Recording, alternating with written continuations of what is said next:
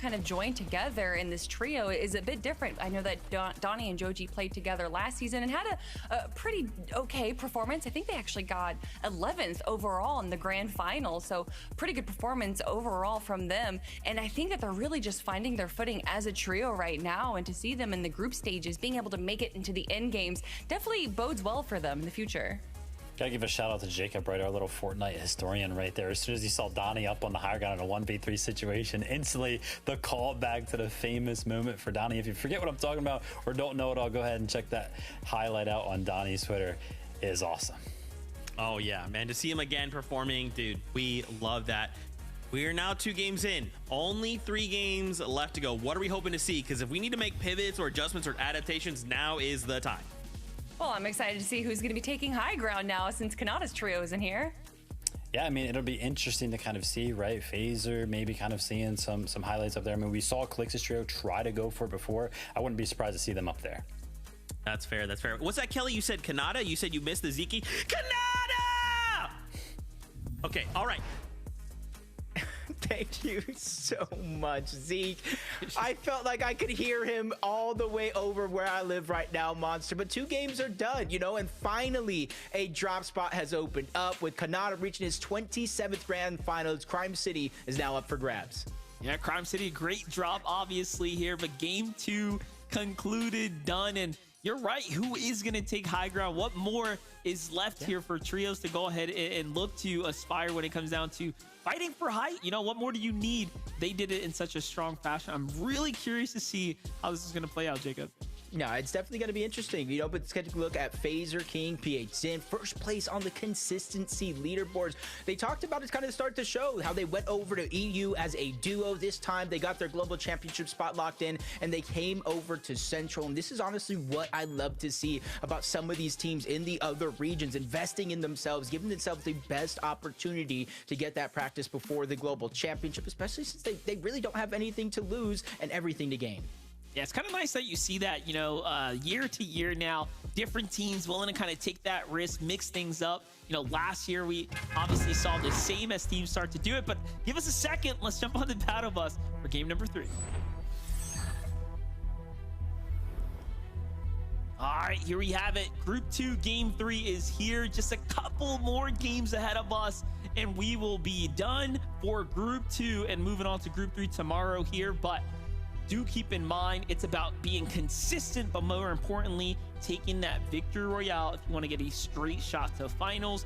That's what's on the line here. And when you win, you're taken out of the lobby. That's what Jacob was talking about. So things start to open up. Less teams are queuing in now.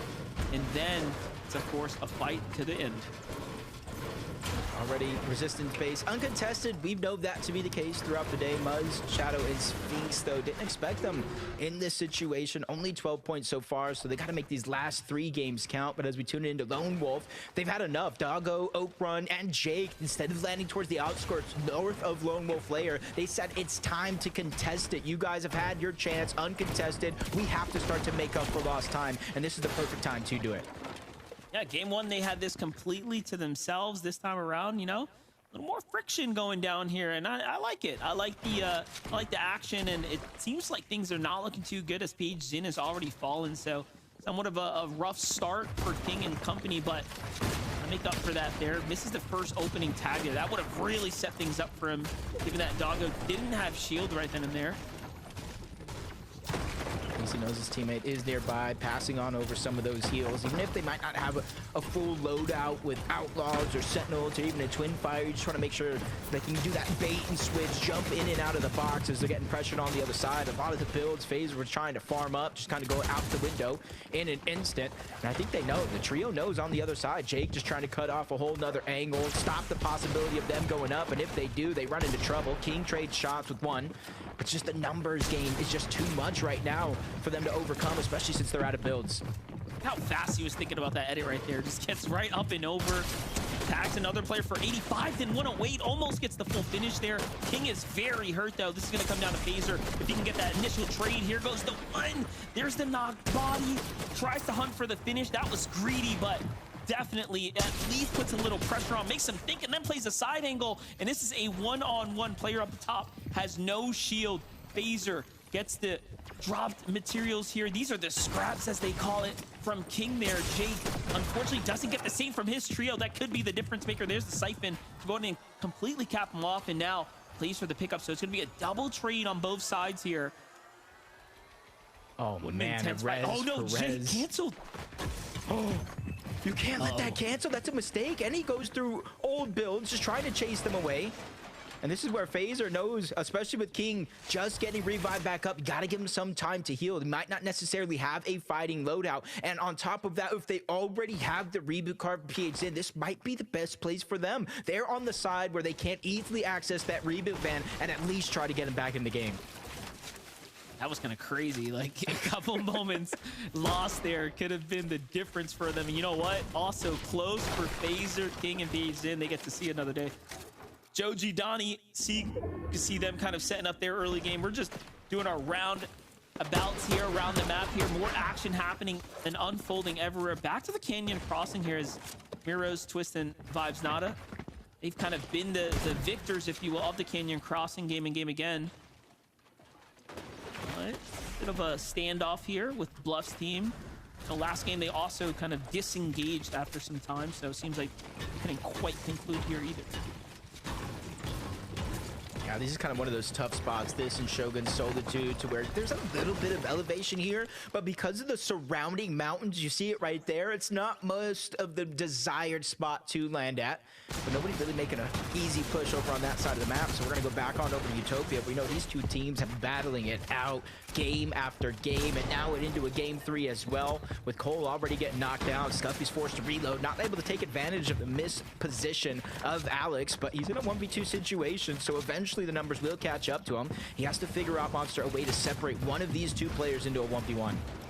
Yeah, you know, last game, he didn't win this type of engagement. This time around, he's putting up a somewhat better fight, but, you know, losing his teammate here, still you have to give the numbers advantage to Scuffy. Scuffy did a great tag there, edits him down, and it's just a matter of moments there.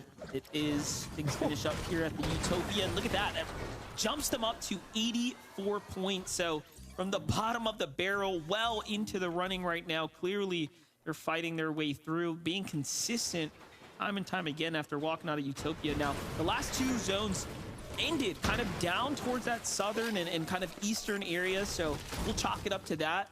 You know, sometimes you just get lucky, right? If you keep pulling those zones, you might just walk away with the consistency spot based off of that. It's just that little bit that matters, but all the way from Supernova, you know, these first two games, Monster, they've been rotating all the way towards the south.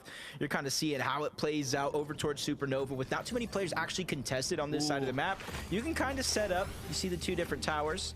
So do see PHN, King, Phaser, all three of them back into the game, but just kind of leads the question of what's left after here. What's next? They were contested at Lone Wolf. The other team they were going against was able to kind of disengage first. So where do you go for loot? That's going to be a big question and a big challenge for this team.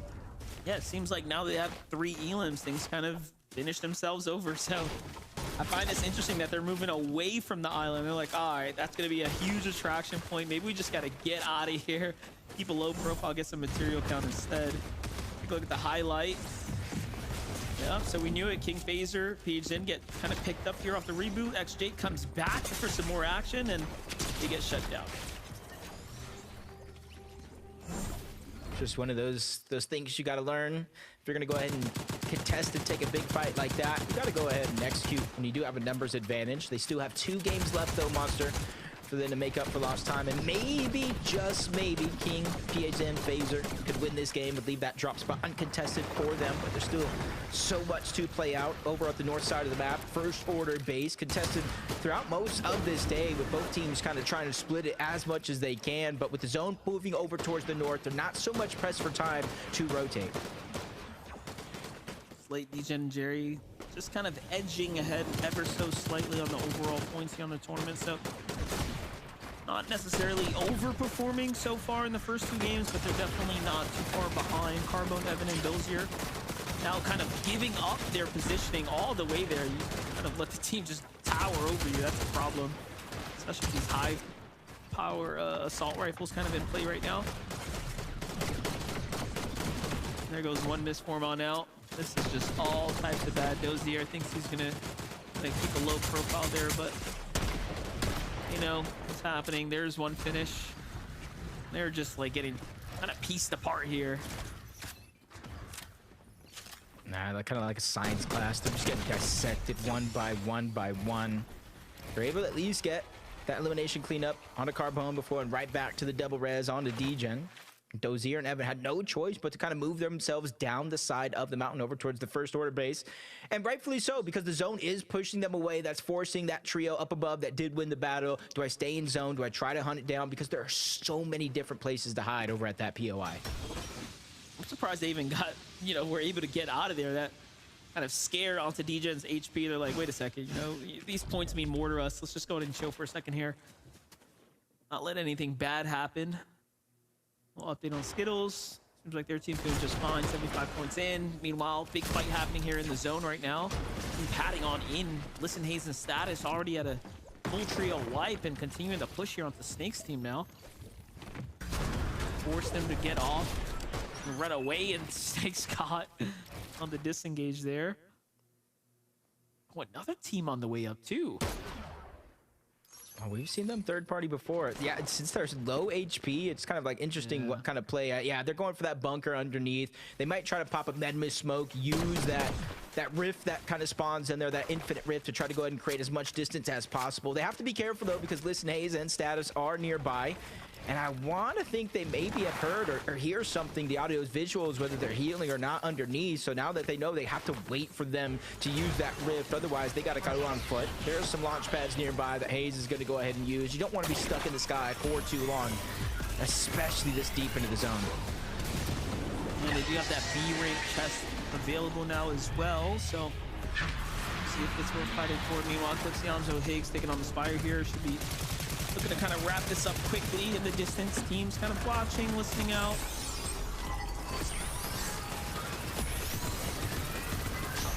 Kind of a big part of Yamso, Clicks, and Higgs' focus and game plan. They stay over towards Supernova Academy, but they're able to take that railing that launches them all the way over here towards Brutal Boxcars. And whether there's a team or not, they usually still try to fight this one out, try to take it all for themselves. But it's not just the loot that they're dropping, but you're seeing how much loot that they do actually get. Huge upgrades in almost every single loadout slot, extra chug jugs, HP, but it's the XP as well. And exactly what I was talking about, whether there's a team or not, Monster, they're making their way over here towards Brutal Boxcars, and it's going to be anything but easy. Yeah, notice before they even showed up and got that trio wipe, they were already kind of super highly ranked. They were at A rank, so you know clearly they have a lot of they have a very sound route kind of ironed out for themselves already. Willers, Cairo though, Susto, what's happening here is they've kind of got a team on the run right now outside the pump power. Degen's team also just inching their way in from the outside of the zone there too, but everyone seems to be more focused on getting a move on now. Plot, Mason, Madeline, right now, just at the shiny shafts. Not a team in sight here, so be big chillin' as they get their move on.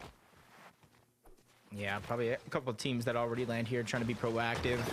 Take a lot of the different mountain ranges just north of shiny shafts. Probably hedging their bets that it's going to continue to pull towards the north, because game 1 and 2, when the zones were drastically pulling towards the south, it continued to pull towards the south. So they're hoping if the trend does continue, north zone continues to pull towards the north, try to be proactive and beat every other team there. And for Mason, Lost, and Matt Klein, they're just kind of going towards this mountain over north of Crime City. That's going to give them a clear view of almost the entire island. You see them looking on over the distance. There is going to be somebody over there, but I just don't know if they have the angle just yet, because they might be in a bush. It's Cease's team. Oh yeah, Nerfe spotted out from afar there. Tagged big time. Look at this. What's happening here? Zip's team kind of on the move here. Clicks Yamzo. I think they realize how close this team is, but they've got to go as well. Oh yeah, he does see them.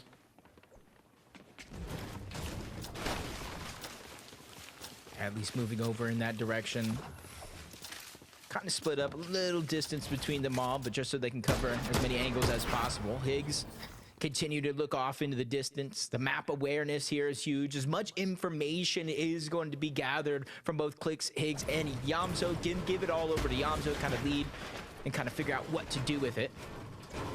And as the zone continues to pull over towards the north, it's going to force a lot of the teams that are on the northeastern portion of the map to rotate through Supernova Academy and kind of directly into the rotation of Clix, Yamso, and Higgs. And if they're kind of set up right, this is how they're going to accumulate a good amount of surge. That way they can focus on their game plan.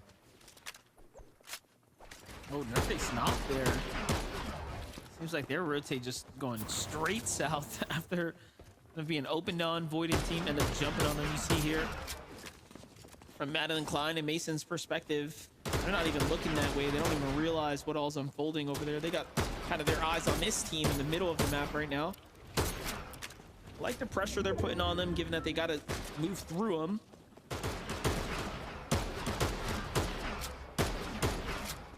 The only situation now is you got to make sure that all this damage that you're going and waiting for to rotate is going to be worth it.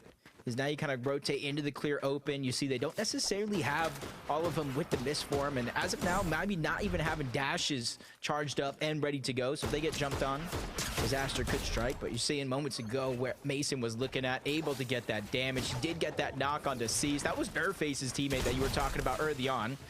And they move in to kind of solidify the elimination. Something that's absolutely necessary at this stage in the game. Man, they were hungry to even double back down and go into the zone and fight. So probably just desperate for damage, kind of seeing, you know, what's to come, kind of looking out towards the future. Noisy, Tony, and Creon, though. Playing deep into the storm right now. Still 3 eliminations on them as well. They've got eyes on players there, but playing the dead side rotate right now and taking their time while they're at it. It's a few teams there. You got to think all the teams landing towards the north. Everybody tries to make that early rotation south, especially because of the first 2 games. So, like you said, slower side of the zone. Not too many people going to contest them on this side. And so you got to start to think, how much storm surge have they accumulated up until this point? Well, you look at them, they already have 3 eliminations. You got to think bare minimum 3, 4, 5, 600 surge, plus the damage they were able to get in the distance because they land over towards pump power. A lot of teams having to rotate through them as well.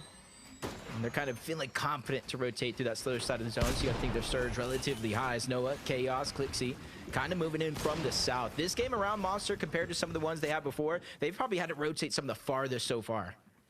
Yeah, and look at this. They have no idea. Rihan and Senk's team just waiting there and all. They get a little glimpse, like, wait a second, there's another team here, and they end up shifting focus. I like this, though. Position themselves to kind of be on the outskirts here to do the sandwiching as opposed to getting third party there. So they have to call this one off, and I think this is a sign that Noah's team might be desperate for damage right now.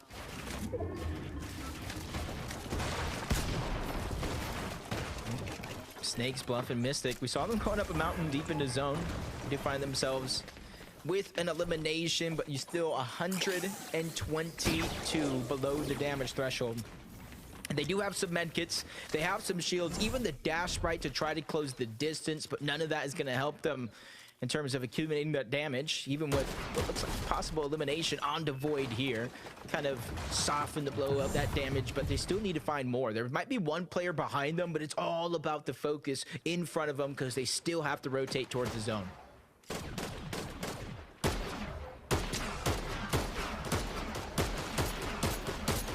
A little too late in the game for Donnie to be keeping those walls open like that. We're, you know, kind of edging our way towards zone 6 right now. So, little sketch, Scare Bear, also trying to gather some information. Nothing special happening here just yet. Keep tabs on them.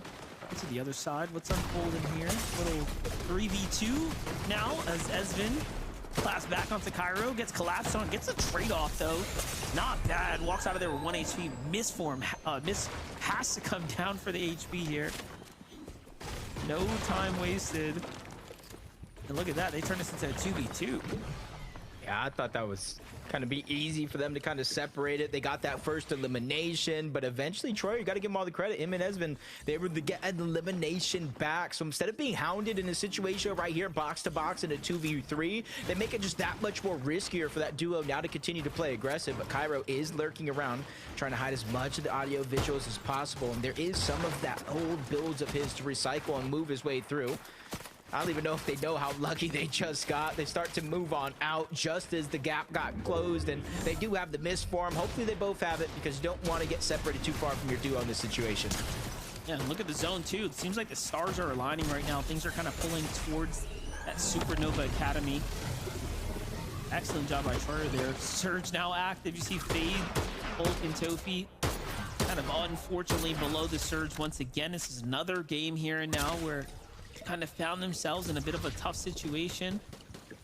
The Lone Wolf just about abandoned of teams, trying to make a move right now. And you can see he has that mythic Spire rifle, so they do have the Demon's Domain loot as well. They just need to drop and pick it up, start that shield to regenerate, but they're still below the damage threshold. You do not go down in this situation, so you cannot get ticked for that final amount of damage. You get straight eliminated. No chance for your teammates to get the revive back on up, and now the zone is overtaking them as well. Problems on top of problems for Willers and Gyro. They're at least above the damage threshold, and they have that misform to try to close the gap, but they're at the edge of zone. So many teams are now looking over into the distance and beginning to spray down. The firing range is in. They need to find any bit of safety on the inside, but Willers just cut short. He gets taken down as well. Only a 2-tick as of now, but it just gets upgraded into a 5. He is definitely on the clock here for survival. Almost gets all those extra heals to buy some time, but Tofi seems like he just had an angle on him, and everything is just unfolding, unraveling almost at that southern start of the map. Take a look at what happened here. Donnie down, Seek is out. Joji gets the quick pickup here. Luckily, they don't get collapsed on. The zone's now pulling south officially just outside the Supernova, so love to get a little update on Team Clicks as he finds Zip in the feed there. So, no, this is their drop. Meanwhile, King, Phaser, V8 Zin, things looking very good for them. 6 eliminations, my gosh. They seem to just be loosening up now. They've kind of got their footing here in the tournament after that first team wipe. Yeah, then they got chug jugs, med kits, extra builds, they got extra bigs, they got everything they need and more. And they might even be just inches away from the zone as well, depending on how much time they do want to invest in this situation. They can tunnel on over, they can build and bring a lot of that loot back to them. They set their eyes on height. Hayes, listen, not taking that risk. You see them go ahead and dive all the way back down. They don't want to fight it out now. 18 teams still left alive, Monster. Only one more needs to fall before those placement points start to set in. Yeah, it seems like things are picking up pretty quickly here and now. Skittles, Bryce, Dash, big decisions to make too as they've got to move now. Focus coming in from the team on the outskirts. Take a look at the highlight here for Click, Siggs, and Yamzo.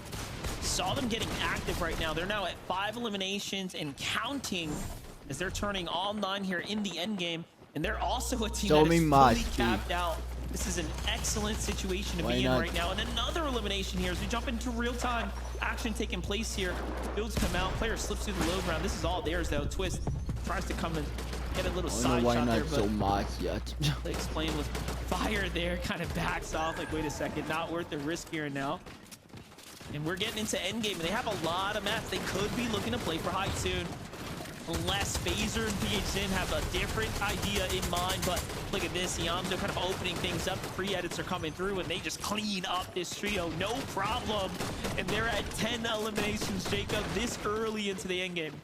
And you see him just kind of go through off the back of Clicks, kind of. Throughout the first 2 games, obviously we'll add the damage later. Clicks has the second highest damage behind Bolts, 2265. They're really relying on him, Higgs, and Yamsu to do their share, the IGLs. That way they can kind of build themselves a cushion for Storm Surge, focus entirely on rotations throughout the rest of this game. And there's their counterpart to the top side on the high ground for now. 820 above the damage threshold for them. King, Phaser, and PH Zin already in first place to start this game on that consistency leaderboard, and if they qualify here, it just opens up a spot at the bottom.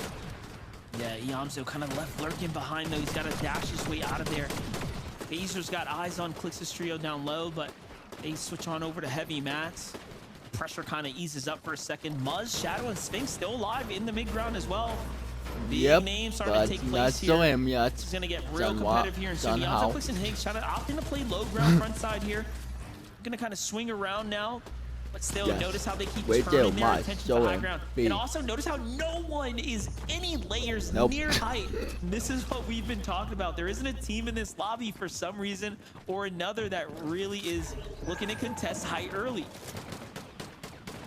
And Clicks, Higgs, and Yamzo would be the kind of second one. Maybe Muzz, Sphinx, and Shadow if they're feeling daring enough and the plot just aligns perfectly. But outside of that, I don't think too many people are going to contest it.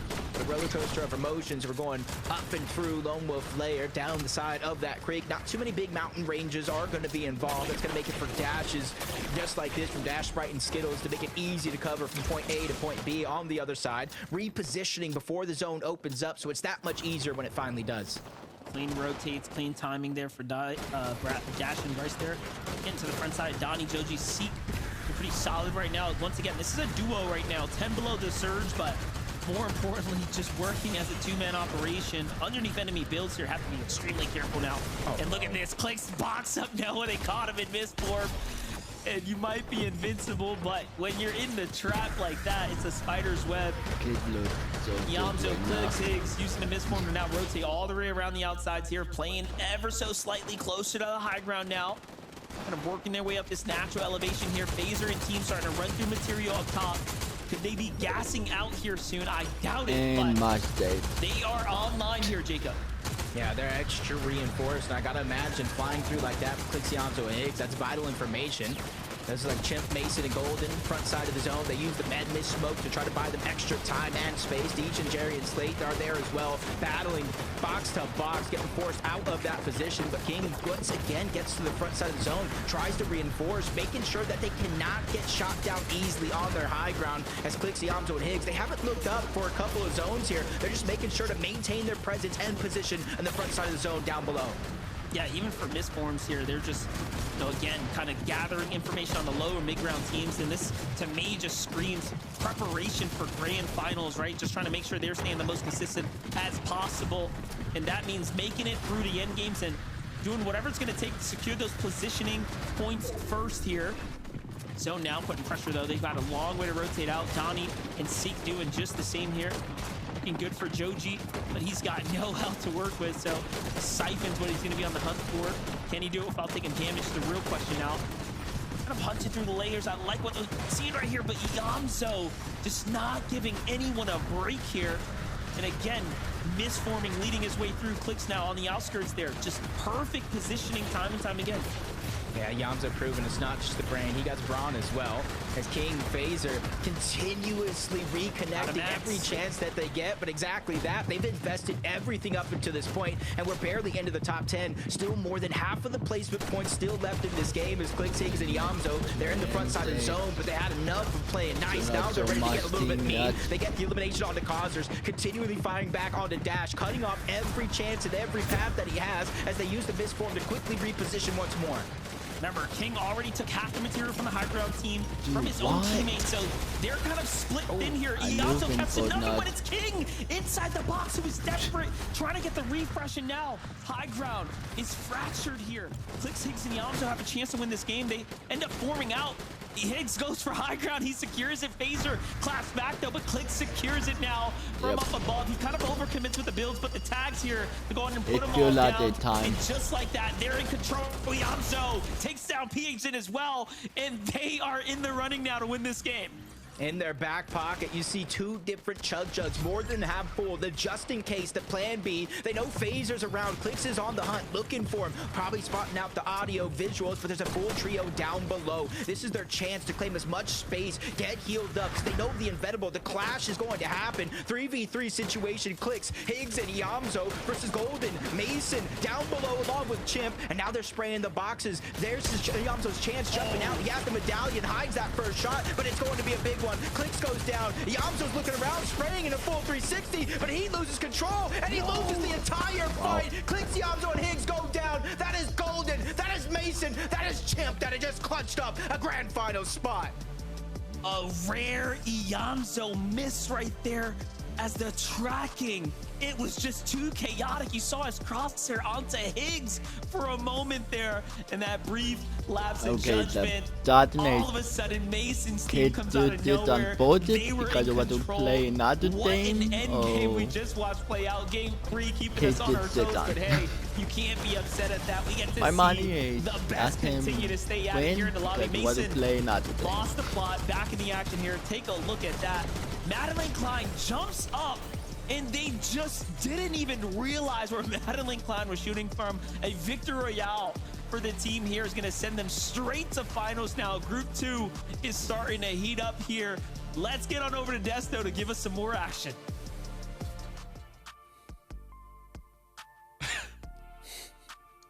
Did that just happen? Oh man. You know what? It's fine. This is all part of the plan. This is all part of the plan. Congratulations to Mason and his trio. They're going through the grand finals. Sometimes Fortnite's a bit chaotic, right, Kelly? You know, it's a little bit chaotic sometimes. Unpredictable is the word that I'd like to use in this moment here, because you could have everything going for you, from mats to the loadout to the heal off potential, high ground control.